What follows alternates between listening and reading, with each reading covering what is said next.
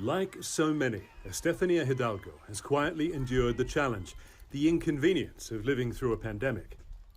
But she wanted to do more.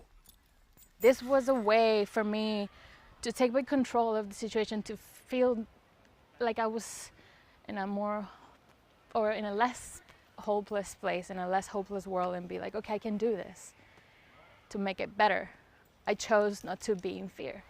So she volunteered to be deliberately infected with the coronavirus.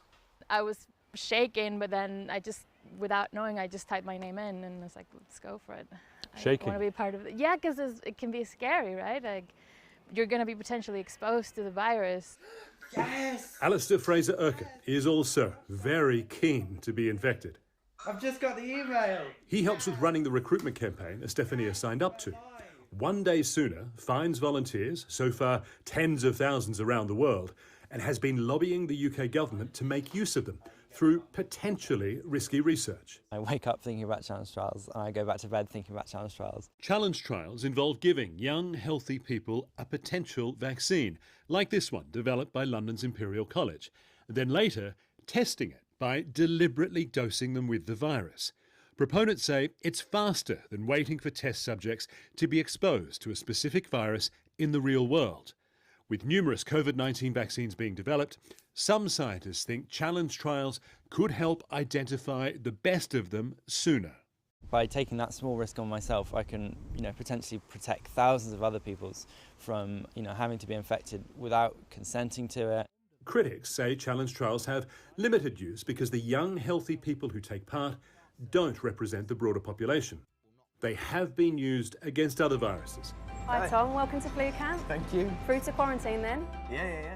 This is corporate video from a London facility that recruits, exposes and strictly quarantines people to test influenza vaccines. We've got a wonderful safety record that we're all proud of. But there are always risks, especially with a new virus that's already killed more than 1 million people. And epidemiologists say it's likely some volunteers would be needed for a control group to make sure the virus dose can cause disease.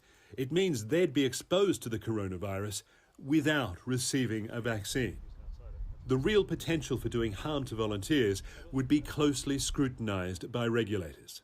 A challenge trial would have to make the cogent argument that the benefits to society greatly outweighed the risk, and that evidence or those data could not be achieved in a simpler, safer way.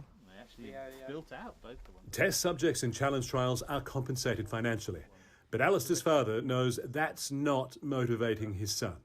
It's at the forefront of science and technology. It's something to benefit others. It's something rather brave. It's something slightly different, and that's him in a nutshell. To be totally honest, I really don't care what he says. I do what I like. A crucial ingredient for any COVID-19 challenge trial will be the determined idealism of its young volunteers. Phil Black, CNN, London.